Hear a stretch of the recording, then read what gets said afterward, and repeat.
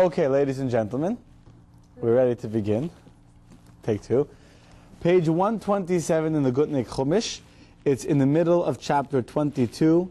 We were holding by verse 9. We were describing this class is part 2 of the ultimate sacrifice. Part 1, which was last Monday night, we described the context, we described the setting, we described the emotions that went into the binding of Isaac. Right? We described how God comes to Abraham and how Abraham completely accepts whatever God tells him without any questions. He goes, Hineni, I am here, God, I'm ready to do what you want.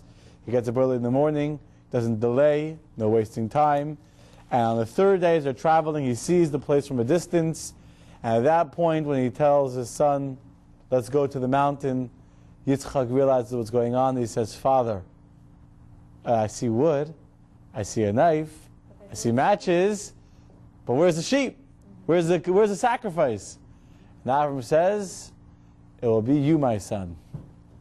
1 second, and they walk together. Both Avram and Yitzchak are equally committed to fulfilling the will of God. They came to the place which God had told them about. Excuse me. Avram built the altar there and arranged the wood, and he tied the hands and feet of Yitzchak, his son, behind him, and placed him on the altar upon the wood. Okay, so they come. Avram ties up Yitzchak. Why does he tie up Yitzchak? Avram ties up Yitzchak. He binds him with his hands and his feet behind him. How are you? He ties him with his hands and feet behind him. Why? Yitzchak asked him to tie him up.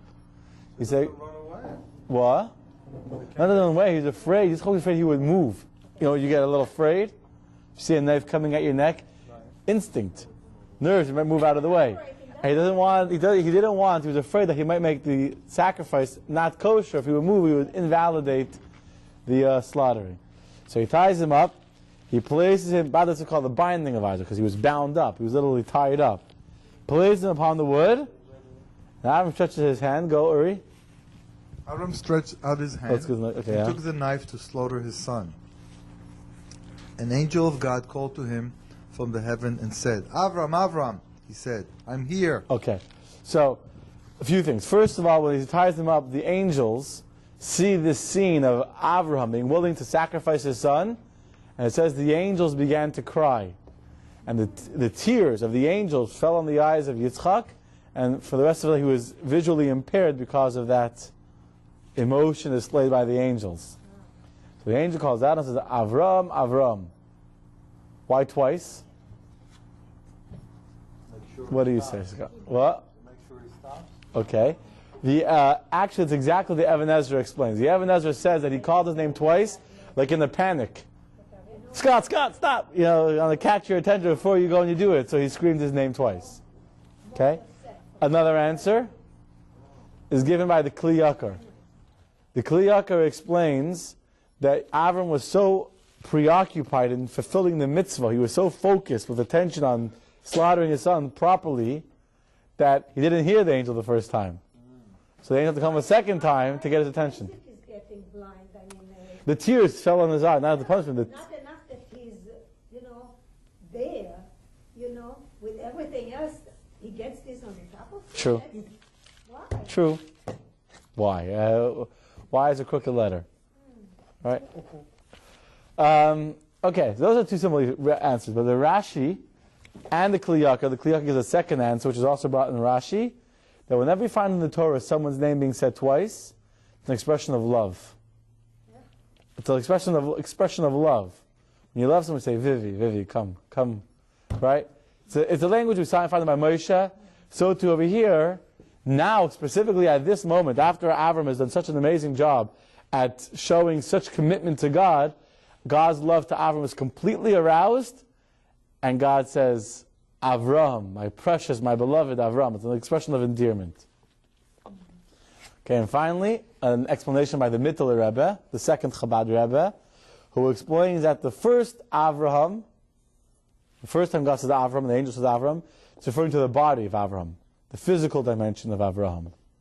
And the second time is referring to the supernal entity called Avraham, which is the godly source of kindness and the godly source of love. So at that moment, by Avram's actions below, it drew down from above the spiritual Avram as well. Okay? Where does it say that who had the tears? The angels. Where does it say that? In the Medrash says that. Rashi says it later on when it tells us many parshiyot later from now. We're going to find the Torah that Yitzchak is blind. One of the explanations given for why Yitzchak is blind, much later on, you know the story where Yitzchak gives the blessing to Yaakov instead of Esav? How did that happen? Because Yitzchak was blind. Right? So how did he become blind? One of the explanations given is he became blind from the tears of the angels. Okay, verse number 12. Susan, it's great to have you back. What? No, thank you. She's blushing as it is. Don't. The angel said, "Do not stretch out your hand to slaughter the boy, or do the slightest thing to him. For now I know, some evidence to answer this time, that you are a God-fearing man, and that you do not withhold your son, your only one, from me." Okay. So question, Susan, since you read so nicely, does it not seem repetitive? Do not stretch out your hand to slaughter the boy, or do the slightest thing to him. Saying it again, double. It's double. Why? Endearment? That's not endearment. That's more a command. Yeah, like don't you dare touch him. Yeah, it's more like you better listen to me. Why would he have to say that to Avram twice? Avram does whatever God says, no? By the way, the angel is really an expression of God. God is speaking through the angel, just to make sure that's clear. But why does he need to say it twice? Avram has proven himself to be a person who listens, right? So what's the second thing? It actually explains that when the angel first says, "Do not raise your hand against the child," right? So what did Avram think in his mind? He said, "Oh, now I understand what was going on. God told me first that Yitzchak will be your future. Your descendants will come through Yitzchak. Then God comes and tells me, go and slaughter Yitzchak." I'm thinking, how does that make sense? But I do whatever God says. Now I understand that God didn't want me to slaughter him physically. He just wanted to test me to see that if I would be willing. I'm confused with this. No, God told Avram to slaughter. Why the Satan is appearing here? 1 second. Let's go slowly. Okay, second, line by line. So Avram thinks that he understands what God really wants now, and that he shouldn't kill his son merely to draw some blood from him. Just to make a mark. That's what he thought God wanted, to show he's willing not to actually kill him. So God said, "No, I don't want you to even touch him. I just wanted to see if you'd be willing to bring him up. But don't make even a blemish on him, because Yitzchak is an Eila Tmima. Yitzchak is a perfect sacrifice before God, and the perfect sacrifice can't be blemished. Yitzchak should remain completely pure and untouched." And that's why God says, "For now I know that you fear God. I don't need you to touch him. I just needed to prove that your commitment and your fear of God is completely do whatever I tell you." Okay? Later on I'll explain to you a little bit more about why he says, "For now I know that you fear God." It's not fear. How are you? Not fear of God, but we'll get to that soon. Okay? Fine. Verse 13. Orly? Abraham looked around to see, and look, there was a ram. Abraham saw it after the angel spoke to him, noticing that it was caught in a tree by its horns. Abraham went and looked the ram and took the ram and offered it up as a burnt offering instead of his son. Okay. So what's going on? Why does Avram get involved with the ram? So they had a fire set up, might as well use it. Not only that, Avram was not content to have simply passed the test, which he did. But Avram wanted God to seal this promise that Yitzchak would be his future with a covenant. And a covenant is made over a sacrifice. Just like, for example, when Noah comes out of the ark and God promises, "I won't destroy the world again," what does Noah do? He makes a sacrifice. So Avram said, "I need to make a sacrifice now to cement in the physical world, in the physical realm, this promise of God." So he looks for something to sacrifice because he's not going to sacrifice his son. So he sees this ram.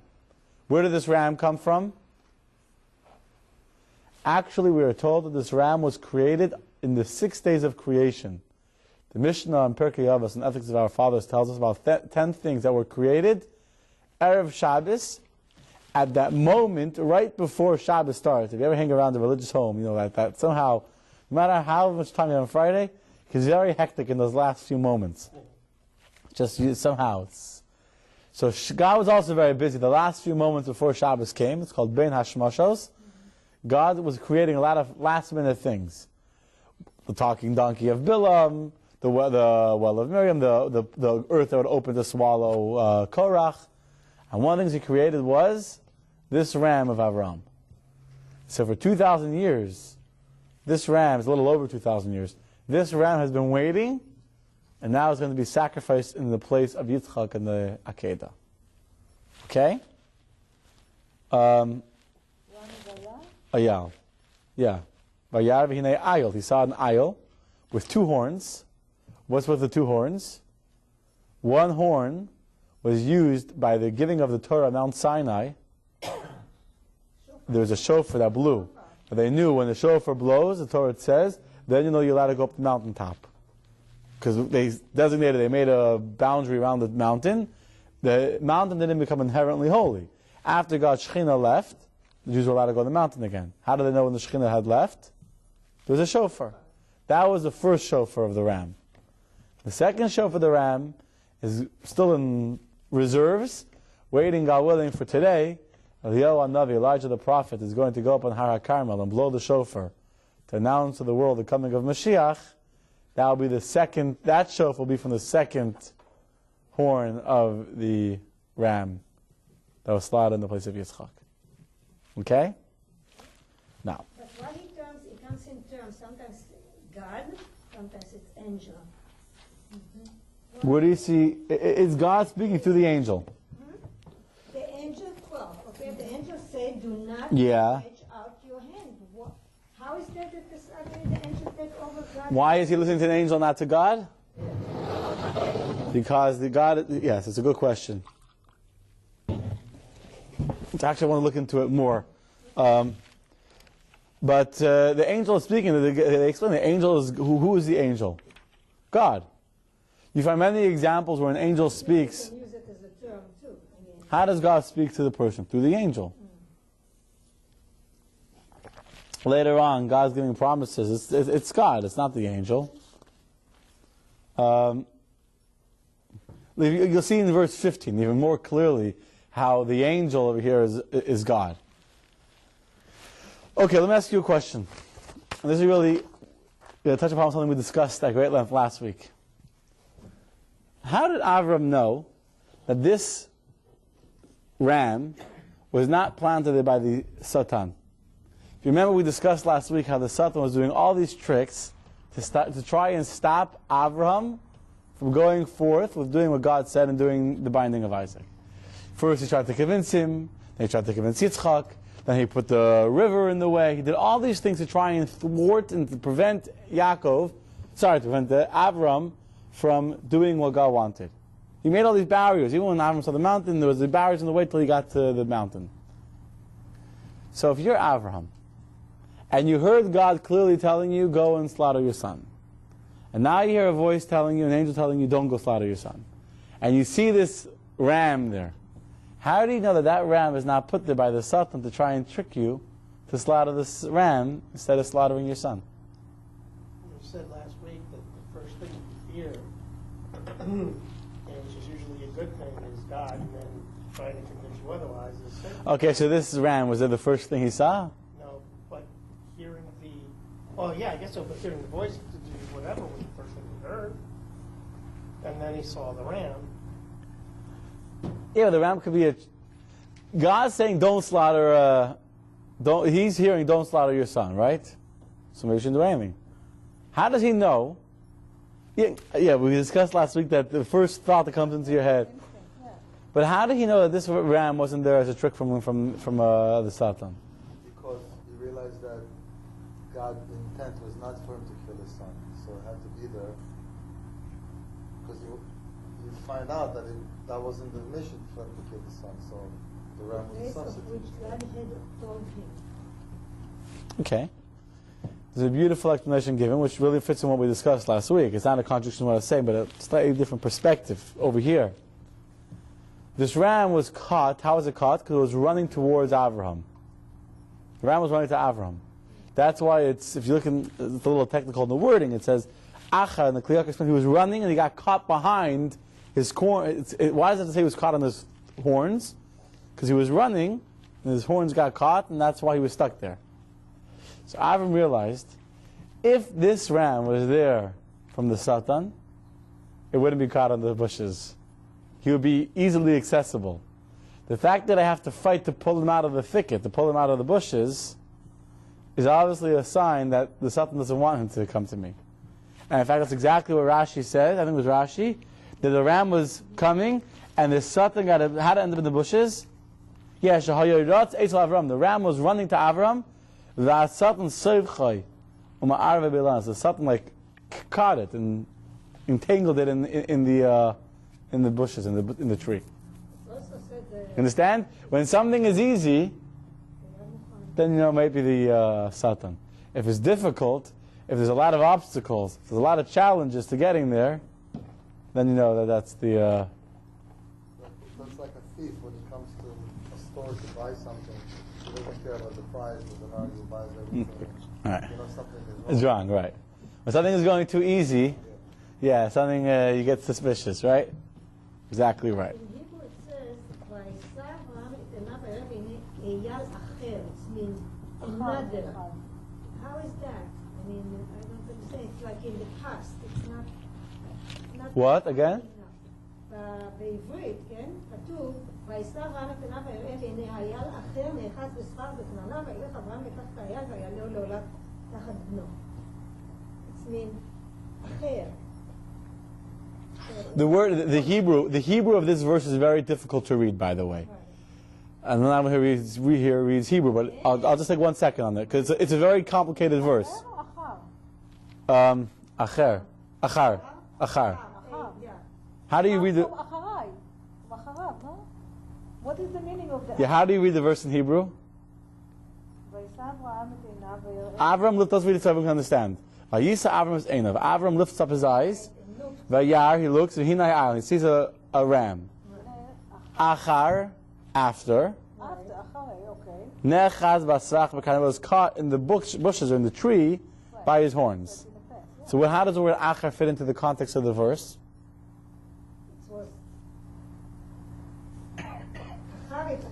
Rashi explains, after the Malach told him, don't touch your hand against the child, so then that's when he saw the ram there. And by the way, that's how Avram knew this ram didn't belong to someone.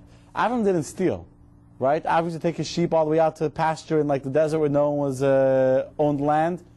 How could Avram just take you see a stray ram wandering around, just go take it and kill it? Maybe it belongs to someone. How did Avram know the sheep didn't belong to somebody? Because it was caught. So? If you found a dog caught in the bushes. Did they brand them back then? They probably did brand them. But that's, he learned from this Acher. I mean, he didn't see it there before. The ram wasn't always there. All of a sudden, the angel said, don't put your hand against the child. And all of a sudden, he sees a ram.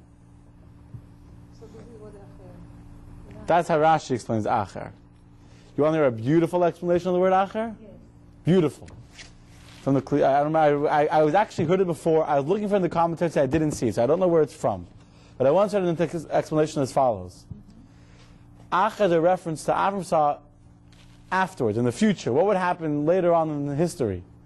And he saw the Jews would be nechaz basrach. They would be caught in the bushes. They would get entangled in sin. They would get trapped, entangled. They would sin. So Avram gets very worried. So what's the point? You're promising me that Yitzchak will be my future, but I see Achar, I see after time, the Jews will be entangled in the bushes. They'll be caught up in their sins. And then he saw Bekarnav. He saw the horns. What are the horns? Shofar. The shofar. And Avram saw that through the blowing of the shofar on Rosh Hashanah, the Jews would be aroused to do tshuva, and God would be aroused to forgive us. When he saw the horns, he thought and saw the Jews blowing shofar, he knew that we would be saved, and then Avram was appeased. think it's a beautiful explanation. Anyway, let us move on to verse number 14. Vivi.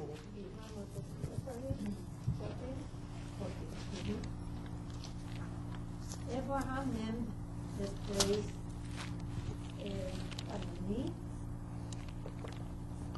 Adonai Yireh.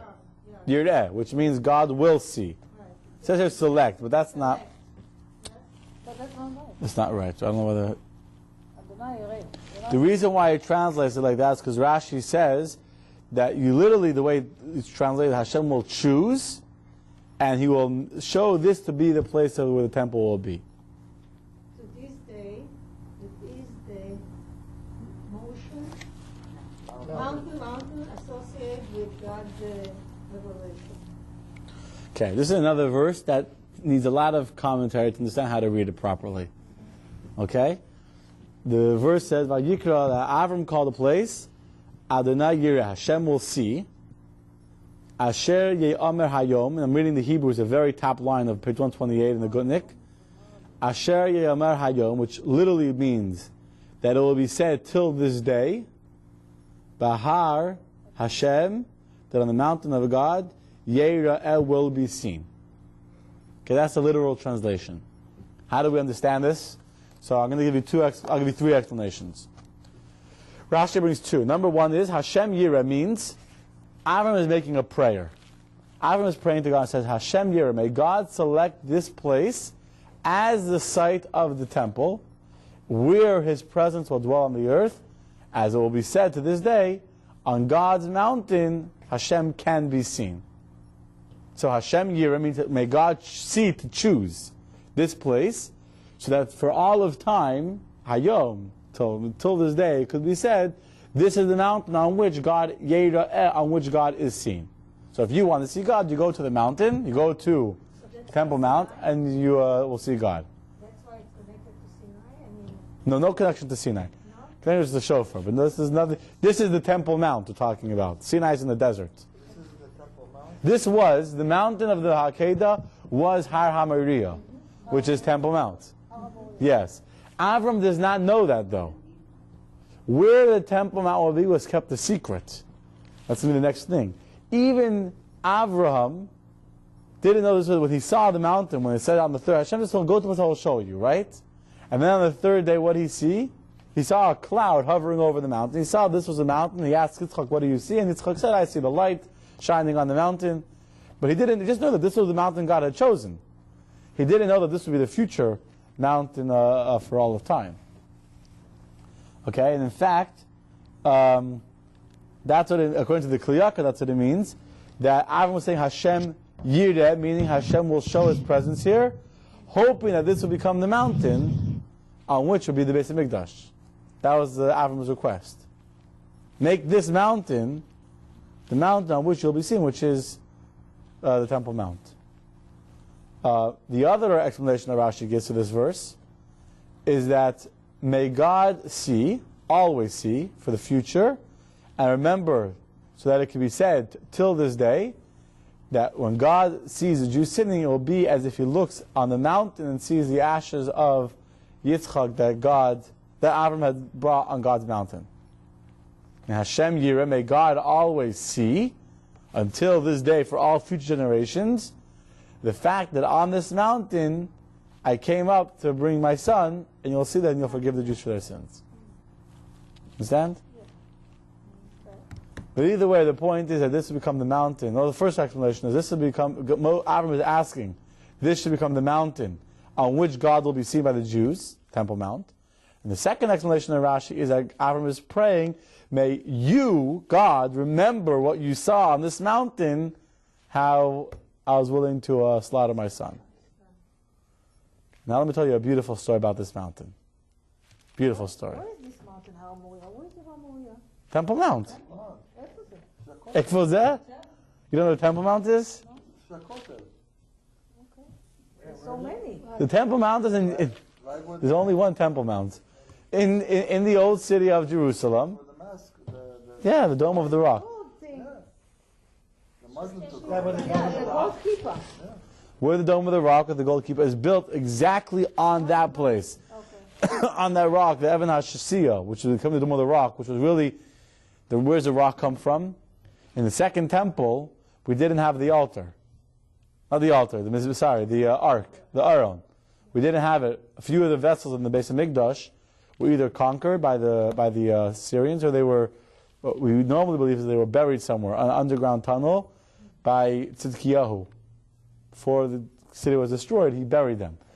Either way, the point is in the second base of Mikdash, they didn't have the Aron Kodesh. They didn't have it. So what do they have instead? What is showing? Oh, showing the picture of the Dome of the Rock. Yes, this, yes, I know. That's the Dome of the Rock. So in the second temple, what was in the Holy of Holies? There was a rock protruded from the ground. What was there? It was an empty room with a rock. And that's when the Kohen Gadol would come in on on Yom Kippur into the Holy of Holies. He would place the incense, instead of placing it on the Aron, he would place it on this rock. Is this the rock that Avram used? I don't know. Possibly, we could say that this rock of the altar, of the Aron, was the rock that Avram used as a mizbeach for his son. That's not for sure, though. I don't know that for sure. I do know that the Dome of the Rock, I don't know exactly. The idea of the rock is for sure what's called the Evan HaShasiya, which was the replacement of the Aron in the second temple, which is the place where the binding of Isaac was.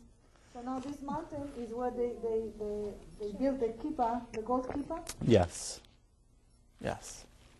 We could do some more homework on that and find out about I believe that's what it is. I can tell you a story even further back in the history of this mountain. Okay? There's a beautiful, absolutely beautiful story in the Medrash of two brothers. One brother had a lot of kids, and one brother had no kids. And they were partners. They each had a big field. They would work the field together, and they would divide the produce of the field, the wheat, they would divide it 50-50. One day the brother with a lot of kids is at home and he's thinking, he says, my poor brother has no kids out. What's he going to do when he gets old? Who will support him? Who will take care of him? Nobody. So why am I taking all the things for myself? I have enough for my family. I should bring him some extra wheat so he has some money saved up when he gets too old to work that he can take care of himself. But he knows that his brother is not going to accept charity from him. So what does he do? Late at night, under the cover of darkness, he sneaks out of his barn, takes a big bundle of wheat over his shoulder, and brings it into his brother's barn. Meantime, his brother, with no kids, is at home thinking, tells his wife, why am I taking half of all the wheat?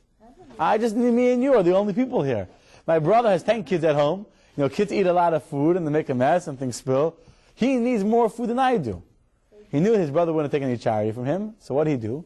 Under the cover of darkness, he sneaks out of his barn, takes a big bundle of wheat, and brings it to his brother's barn. Can you imagine in the morning, each of them wake up, they go into their barns, and they see they still have the same amount of wheat that they had yesterday. So that night again, each says, you know, I got more. I'm going to give my brother needs it more than I do. Let me go give my brother some more wheat. And this is going on, and somehow, each one sneaking out in the middle of the night. The brother with no kids is giving his brother with lots of kids extra wheat. And the brother with kids is saying, my brother needs, when he's older, he's giving him extra wheat. And somehow they still always have more wheat. This goes on for a long time. One night it was raining. They never met. One night it was raining. And so instead of going around the mountain, they live on the two sides of a hill. They went over the hill. Now, so each going over the hill, they see the other brother coming over the hill with a big bundle of wheat on their shoulder. And they understood exactly what was going on and what was the miracle that kept them getting extra wheat. And they dropped their bundles. And they go and they hug and they kiss and they embrace. And God said, on this place where there's such tremendous love between brothers, this is the mountain on which I want my Beis HaMikdash to be built. When he wants what? I want my temple, I want my house to be built on this place. זאת אומרת שבגלל זה זה נקרא טמפל המאונטן? No, this is the mount.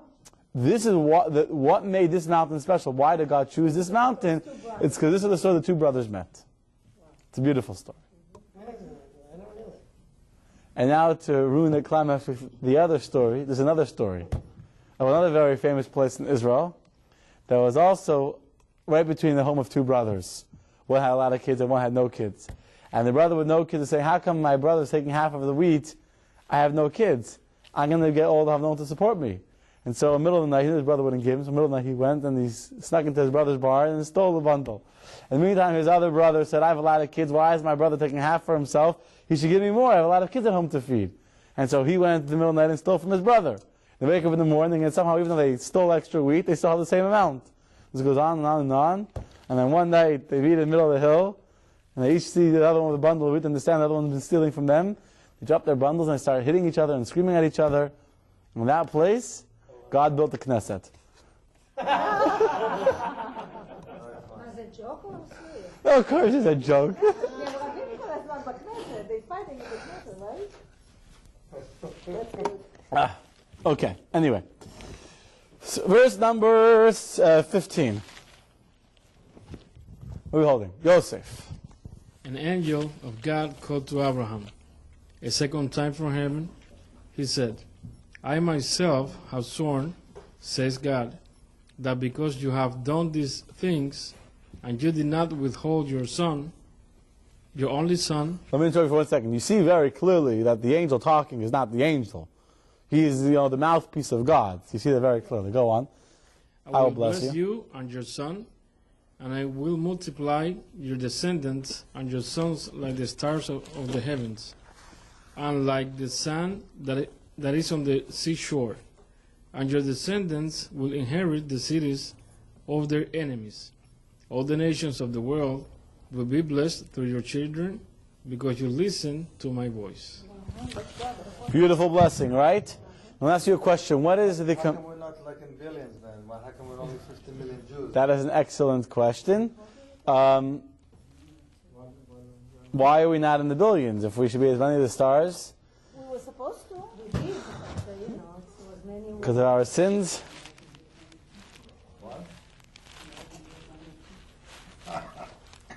What's the comparison of this? We find Jews are compared, to a few different things. We find Jews are compared to the stars in the heaven. We find Jews are compared to the sand. We also find the Jews are compared to the dirt of the earth, right? What are these different things? But let's focus on the two that are here in this verse. What is the comparison of Jews to the sand and the comparison of the Jews to the stars? There's so many that you cannot count and you can't see. Yeah, but why? There's many things you can't count. Well, there's many things you can't count, Sarah, right? Yeah, but this is... Can you count the trees in the earth? Can you count the flowers? No, but you can... So why does God compare us to the stars and to sand? Sand is to look down, stars is to look up. Okay. But what is it? So I'll tell you a beautiful explanation. The Kli Yaakov explains that it's referring to two different times in history. There are times when the Jews are on top of the world, right? When we're living in strength, we're living with peace, we're independent. And at that time, we're like the stars, high above, way above the earth, right? We have God's blessing upon us. But then there are times in our history when we are being oppressed, and when the nations have an agenda against us and they want to destroy us. And they're coming at us to wipe out the Jewish people. And God says even at those times you compare to the sand. What is the sand? Where do you have sand? By the shore. You see these waves are crashing and they look like they're going to come and wash away the earth. Look at they're unstoppable. What happens? They can destroy ships and everything. They hit the sand and the sand breaks them up and they go right back into the ocean. So too the Jews are compared to the sand. They're the big waves of the world. More to Haman and Paro and Hitler and Stalin and whoever it is. They can come charging against you. Tsar Nikolai, Caesar, whoever it is. They can come against you. And what happens? We'll come to like the waves that hit the sand, and like Tatalach. Tatalach is like a little with their tail between their legs. The roaring ocean hits the sand, and it breaks up. With all of these, we are survivors and we make it. That's why. Because we're compared not just to the stars, but we're compared to the sand. The sand, what? Oh, it doesn't have to do with quantity. Your question's a very good question. Why are we not in the millions like the sand? Why are we not uncountable? Why does it also take for us to have such suffering of 6 million in one case and pogroms, etc., etc.? The theme. Why does God make bad things happen? That's an excellent question. I don't know that I'm qualified. I don't know that I'm qualified to give you an answer to that, but it's a good question. By the way, Yeah. would that ever been Israel if there was no Holocaust? If God would have wanted it to be in Israel, it would have been in Israel. It's possible it would have been in Israel without a Holocaust. It might have taken longer. It might not have. I don't know. If you think that Israel justifies the death of 6 million, I'm going to disagree with you. The timing of it is just... Yes, the Holocaust did give the political, not message. I mean, it gave the political. A good reason why to have a country. Yeah, it made it politically very, very possible. Not only politically, but people. That's politically. I think it was going to happen. I think because of the end of the war, I'm a history nut. I honestly feel Israel still would have happened in 48. I think so too. I think that Israel would have. It might have been harder. It might have taken a little longer, but Hard to know. Nobody would know. of course, no one knows. The question that I don't know is asking my mind.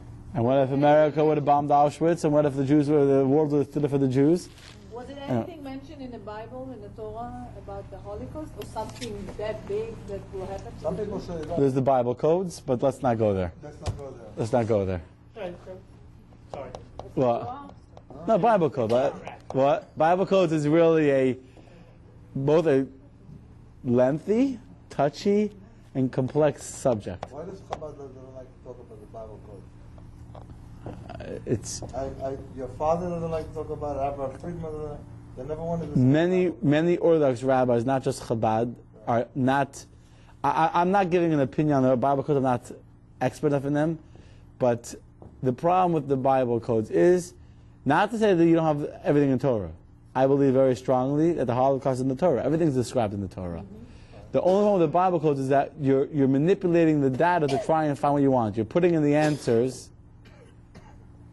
and then you do every 18,000. You know, Torah is like that. Rashi is manipulating the Torah. no, not at all. You're interpreting things from the Interpreting is not manipulating. Torah. Okay. It's not when you come with the answer. Rashi says, "What is the answer?" Rashi is searching for the truth. The Bible codes, you're putting an answer into the. Maybe the codes is also interpreting. No, the codes are not interpreting anything.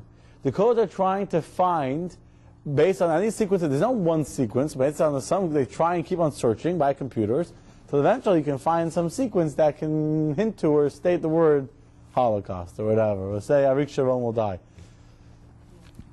I'm not saying that it's wrong. I'm not saying it's wrong. The point is, you can't do anything with that. It's you're after the fact. You're trying to find, to manipulate a. Okay, you can find it with any book. I don't know. Rather, with any book. Yeah, well, it's sort of like the Beatles playing backwards and it says. You're taking a computer program. You're taking a computer program. Torah, and you're finding things that happen in history based on the computer model. You know, so how Yeah, is but that if I to be program the another book? computer model, I could find the Yeah, but score of it's- the Eagles game. Yeah, but lost they're arranged very well. They're arranged, in a certain sequence. It's not like all over the But there's no one set sequence. Everything they want to find is a different sequence. So the computer keeps on going through sequences until it finds one. So it'll go every second letter, every third letter. It doesn't find anything. Okay, every fifth letter, every sixth letter, every eighth letter. Oh, now we found something for here. Now we'll do. I saw about the 9/11. You have to every 36 letter or something, and then starting from the 15th letter. Yeah, but when we're learning the Torah, it's the same thing. You're showing us a lot of things that the Okay, that's what I'm saying. I'm not. numbers. And That's why I said, of course, I believe it's a fundamental Jewish belief that everything that will ever happen in the world is in the Torah. really. Yeah, everything's in the Torah. There's actually a story with the Ramban. The Ramban, Nachmanides, had a student, a very, very smart student. It was Avner, Reb Avner. And one day, Avner heard his teacher, the Ramban, saying that everything that will ever happen in the world is already written in the 5 books of Moses. He heard such a, in his mind, ridiculous statement. He said, that's impossible. And he became a heretic. Right? He said the whole Torah can't be true. What happened? So later, many years later, his teacher, the Ramban, found him, met up with him. He asked him, my student, what happened to you? Why did you become a heretic and go against the Torah? So he said, because you made such a ridiculous statement that you said that everything whatever happens in the Torah, I couldn't accept that. So the Ramban said, but it's true. So he says, yeah, where do you see in the Torah me, that I would become a heretic? So the Ramban told him, there's a pasuk in here, it's right here, it's on page 1344. Yeah, I found it without... Pretty good. So I get paid the big bucks. They turn to page 1344. But this all by your house? Yeah, I just found it. If you look at it, it's in the parsha of Ha'azinu. Ha'azinu is the song that Moshe sang at the end of days, right? It's over here, page 1344. So if you look, it says the story actually there in the gray box on the bottom. So he quoted him the verse. It says, Amarti, here, it's verse number, let me find it on the top. Yeah, talking about how the Jews will sin against God. And in this description how the Jews will sin, how they'll go against God, it says, Amarti, I said in my heart, Afehem, I would scatter them. Ashpisa me'en l'shichem, I would remove their memory from mankind. And if you look at that thing, the third letter of every word is Reb, Aleph is Reb Avner. Look at the third letter of Amarti is Reish. Verse 26 in the Hebrew. It's the very last line. Or you can look in the gray box on the bottom, you'll see it. Look on the verse 26. The third letter of each one of those 5 words in the verse is Reb. Reish is Reb. Aleph, Vez, Nun, Reish, which spells Reb Avner. So in the verse which describes how they'll go against God, how they'll be forgotten, is how this guy would go away from the Torah. His name. So, do I believe in the concept that everything is in the Torah? Of course. This is to the Ramban. I just don't know that I necessarily agree with exactly the methods and what people that do the Bible codes want to do and predict. I don't believe that people like me and you can start predicting things by inserting the Torah into a computer and seeing what kind of results we get from every 14th letter or whatever. That's all. Let's continue. What is the Zohar? The Zohar has nothing to do with it? Okay, verse 19. Verse 19, we're holding Scott. Abraham returned to his young men, and they got up and went together to Beersheba. Abraham stayed in Beersheba for a while before returning to Chevron, where he had already lived for 12 years after leaving Beersheba. Okay. What is the most obvious question on this verse, Scott? Before you give away the microphone, tell me what is missing in that verse. Okay. Maybe Yosef will help you out. Abraham returned to his young men. Well, who's missing? Yitzchak. What's missing? Yitzchak. Whoa. Where's Yitzchak? Where's Yitzchak? You know? Well, no, he's referring, I guess, to return to his young men. Avram and Yitzchak, if you remember, Avram and Yitzchak together leave behind the 2 men, which was Ishmael and Eliezer, right? They leave them behind. They say, you wait here, and me and the child are going over there, and we're going to come back to you. And now, after the story is over, and the angel and they speak and all that, Avraham returned to his young men, and then the young men that were waiting got up and they traveled. Okay, you tell me. Okay, so what happened to my good friend Yitzchak? He left him behind, Avram. He wasn't excited to keep him anymore. He said, "You got to wear the sacrifice. I'll leave you there."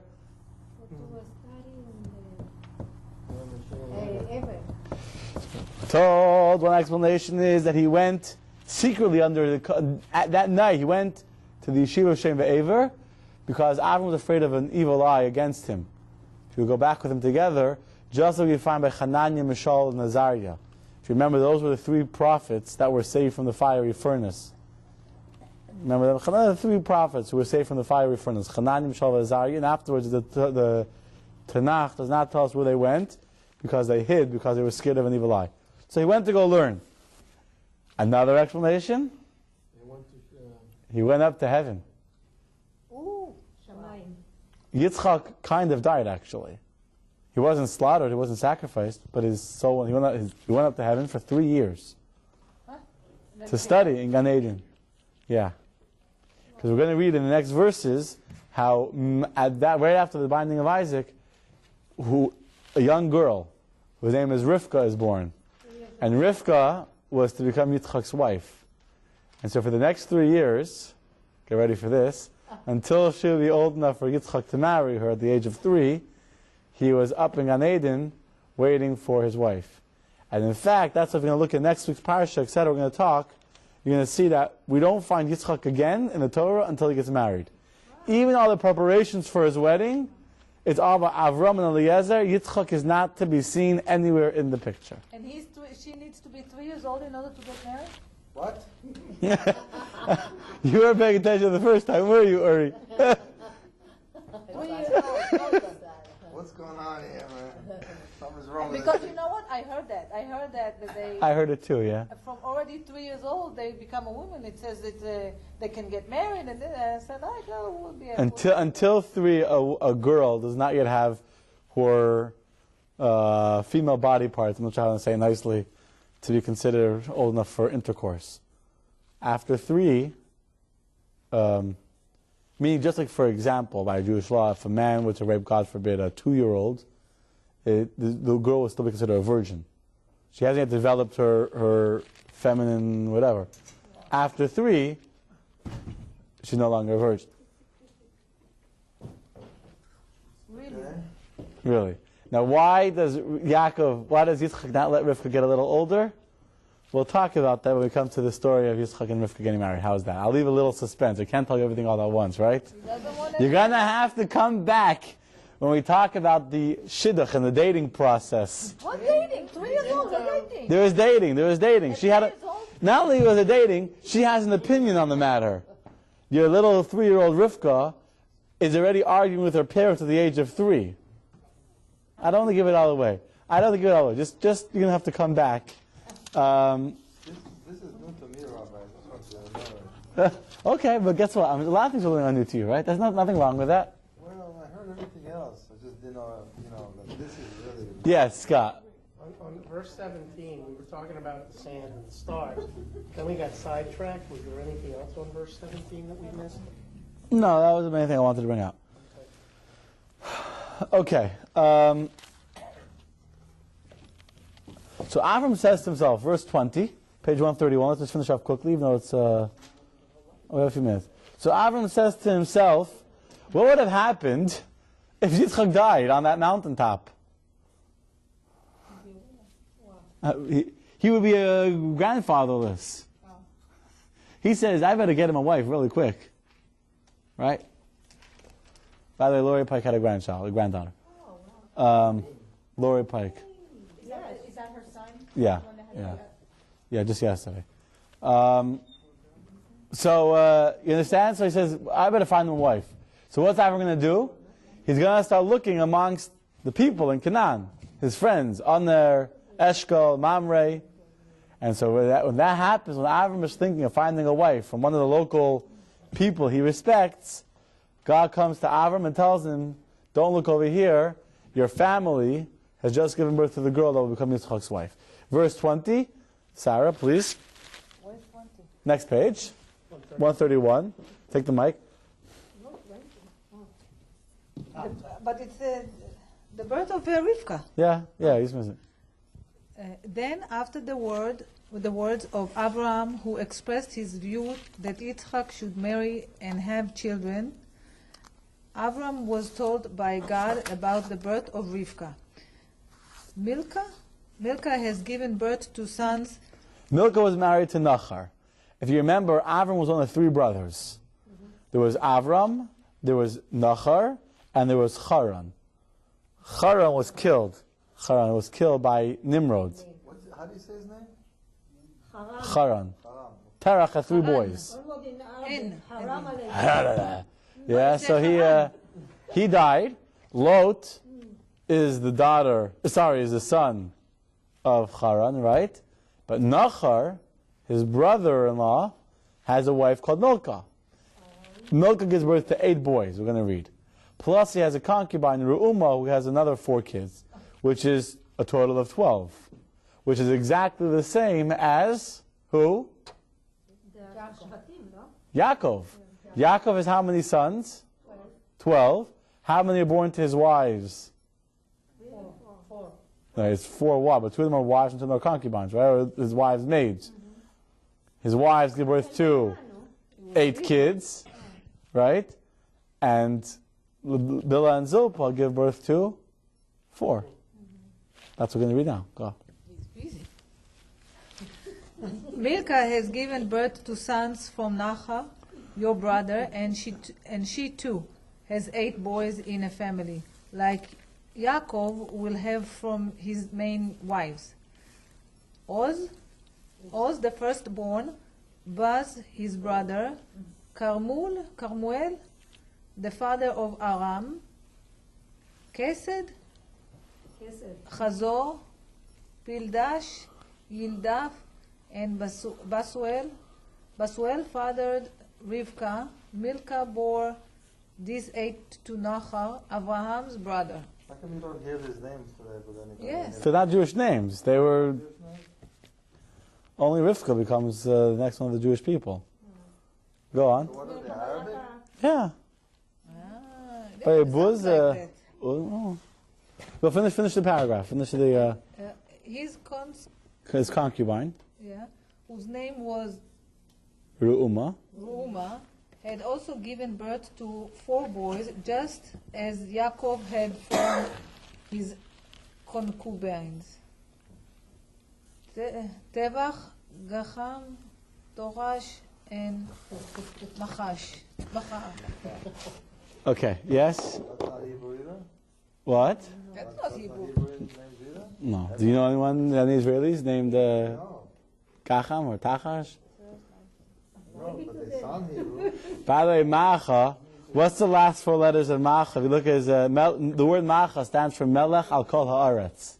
So it sounds Hebrew. Sounds Hebrew. Macha is Mem Ayin Chafez Melech al Kol Haaretz, king over the entire world.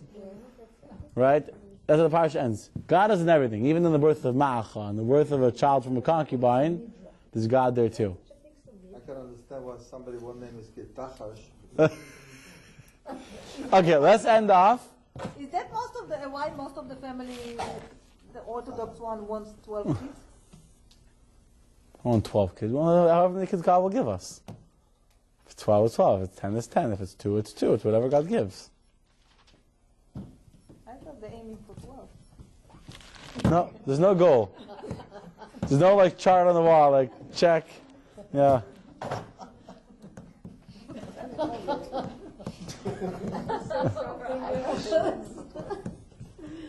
Okay. Sarah, in those days they didn't have TV. But they have a few wives. You know, they have few wives. It's not for one. Right. Hey, and this and that. What is this? And God, they didn't learn that today. They have kids from here and kids from there. It was all crazy. It's a good life back there. No, but Bemet, it's so fascinating that in all those times that you were so stressful, food and sex was so, important, yes. And It still is, by the way. It's not just sex, it's Yes. kids. It's not just No, they had sex for the sake of sex too.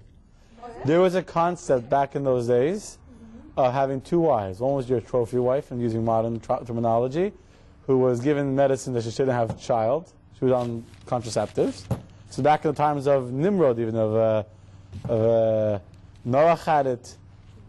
Not Noach himself, I think that time, you find the Torah describes it. And the second wife was the one for having children. Really? Really? First, the prize one didn't have any kids? No. She'd have to stop at the child. now I feel that now I think people I don't know that you call it stuffing the child. On the other hand, she ended up her life a very lonely woman. She never had kids, which is an inherent instinct of a mother. don't get it. You understand what I'm saying? It doesn't exist. That's too stressful for something else. She was there to please her husband. Okay, let's end off. I don't get distracted talking about having a lot of kids. It's an important conversation, but I want to end off with the following question. How old was Avram at the time of the binding of Isaac? How old was Avram when this whole story happens? I told you last week. 137. And how old is Yitzchak? 37. So, if Yitzchak wanted in one good punch, he could do a good knockout move, send Avram flying a few feet, tie up Avram and slaughter him. Right? Sure could have ran away. Instead, what does Yitzchak say to Avram as we read today? Bind me. Tie me tight that I shouldn't move and maybe invalidate the sacrifice. So who's really sacrificing themselves over here? Avram or Yitzchak? Yitzchak. So why does all of the credit go to Avram? We always talk about the binding of Yitzchak. The credit goes to Avram. We discuss the sacrifice of Avram. In our prayers we talk about Avram. When if anything it seems that the one that's really willing to die over here is Yitzchak. Right? In the very beginning of the part of the chapter, it says, Elokim nitzas Avram, God tests Avram. Why is it not called the test for Yitzchak? Because Abraham has to kill him. So, one you can say simply, which we mentioned last week, that to kill your child is harder than to kill yourself, right? Many people will be willing to die to save their child. Especially someone like Avram, he would rather kill himself than kill his child. Okay, that's one explanation. Also, if the child is wrong. What? Also, if the child is wrong, I'm talking about not the holidays today. If the child did something that is not right. A parent loves their child, no matter if they do the right thing, the wrong thing. Yeah, but Love is not. So it's not fair. You're not honest with the you know what I'm saying? With No, no. The love of a parent to a child is not a logical love based on what they do for me, based on what they did. It's an inherent connection. Do you love yourself? Yes. I hope so too. If you don't love yourself, then you have serious psychological issues and you should see someone to help you. Right? You love yourself. Do you love yourself because you did good things? Or you love yourself just because you're yourself? No, I'm part of the divine and he gave it to me. So You love yourself because you're yourself. You don't need a reason to love yourself. You don't love yourself because I'm a nice person, or I'm a pretty person, or I'm a good. You love yourself just because of who you are. I'm me. I love myself. I don't think Same thing with your kids. I do not think that terms. What do you mean you don't I think that? don't think about what you're saying, loving myself. You don't have to think about it. You don't have to. Of course you don't. I don't think about it either. It's a natural instinct. That's exactly, but I don't think about it. I'm People that are me. thinking about it too much are usually not so healthy either. If you have to think about how you love yourself, that's a bad sign. It's like your heart. If you feel your heart, you know what that means? You're alive. No. It means you're in trouble. It means you better go see a heart doctor very, very quickly and call 911. If you don't, or you feel your heart right now? No. That's how you know your heart is healthy. If you have to think, I love myself, then you got some issues. If you just naturally love yourself, which is the natural state of the human being, that's very healthy. Like, you naturally don't have to feel your heart beating blood. Yes? It's natural with my children, love them. I can't get enough, give them hugs and kisses. Right. How does a person who loves themselves, yeah, I'm not going to hug and kiss myself. I mean, not unless I'm really drunk. But what does a person do to show themselves or to love themselves? You don't have to show it.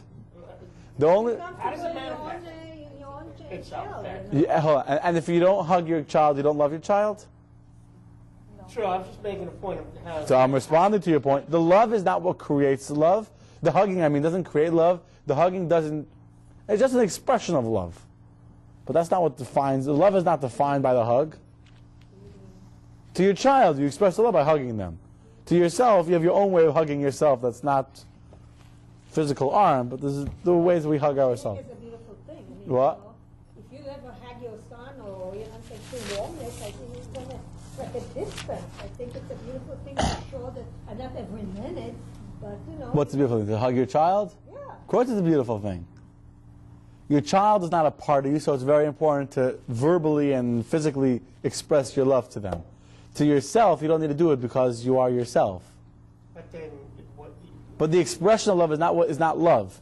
Though you're confusing an expression of love with love. Okay. A hug is nothing more than an expression of that love. Okay. That's all. So it's harder to kill yourself than it is to kill your child than it is to kill yourself. That's one explanation. You could also, I actually told this to someone. I was at a funeral of a young woman that passed away, fairly tragic death. And after the ceremony, the father, actually it wasn't the stepfather really, wasn't the biological father, calls me over, asks me to sit down next to him, sitting there right in front of the fresh dirt, and he asks me, this is recently, he asks me, why am I still here? What was he asking? He asked, why am I still here? I fought in Vietnam. I saw a lot of death. I was shot at, and I survived. And I had cancer. I survived a bout of cancer. I'm already an older man. I'm already in his 80s. Why am I here and we're burying the dirt on my daughter? Because It's you good. have time to leave. When you finish your job, it doesn't matter what age you are, you're going to go. According to my believing in God. So after hearing him out and after hearing his pain and getting the feeling he wanted to hear an answer, wasn't just venting, so I asked him this question: why does Avram get the credit for the binding of Isaac and not his son? I heard an answer to this from Devorah Kram. I heard a lecture. She actually lost more than one child. She lost a few children to genetic disease, and then she lost her 23-year-old son, who was engaged to get married. And so before he was to get married, during the engagement, he was in a skiing accident or a boating accident. He drowned. And she, in the lecture, said, why does Avram get the credit for the binding of Isaac and not Yitzchak? Because Avram would have to live with the pain afterwards. Yitzchak was dead. And Avram would have to live with the void and with the emptiness of not having your son the day after and the week after. Not punish him. That's why it was a more difficult challenge for him. You die and then it's over. Whereas when you see your child die, it's never over. That's another explanation. But the Zohar gives another explanation, which is what I want to end off with. The Zohar explains, and Chassidus talks about this, Yitzchak was din. Yitzchak represents judgment. Yitzchak is a sacrifice. Yitzchak is the idea of prayer, of going up to God. For Yitzchak to be a sacrifice is natural. But Avraham represents kindness, chesed, giving. Avram didn't have a mean bone in his body. Avram was the ultimate giver, the ultimate person of love, of kindness, of compassion. For Avram to go and tie up his son, for Avram to be willing to kill his son, goes against every single fiber of Avram's being. As the Zohar uses the example, Avram was mayim. Avram was water. Water is always giving. Water is always flowing downwards. Gevura, which is Yitzchak, is fire, Eish, going upwards to heaven. For water to become fire is impossible. It's against your very nature. And what's happening here? Avram is having the ultimate self-sacrifice. I discussed this last week, but I'm going to repeat it a little bit and explain a little differently, because this is a fundamental idea when we talk about the binding of Isaac. The question really is, what's the lesson for me? It's a beautiful story. Avram had a lot of love for God, and Avram's something amazing. But I wouldn't do that. And I'm not being asked to do that. I don't speak to God. God's not telling me to sacrifice my son. He wouldn't tell me to sacrifice my son. So what are we supposed to take away from this class? What do I take away when I read the story in the Torah? What's the take-home message? The take-home message is that Avram was the first one to have true, ultimate sacrifice. Self-sacrifice. Self-sacrifice is not the same as sacrificing your life. Sacrificing your life means that I believe my life is not worth living without achieving this goal. So out of desperation or out of despair, I'm giving up my life because there's no point in living without this. Or I believe in the afterlife, I believe in God, I believe in heaven, I believe in angels, I believe in Gan Eden, and so I'd rather die and go to heaven than live in this hell. I believe that I'm going to get rewarded for it in the world to come. Or I become so in touch with my belief system, with whatever it is I'm dying for, that to me, whatever I believe more in my cause or in my country than I believe in myself. So I'm willing to die for my country.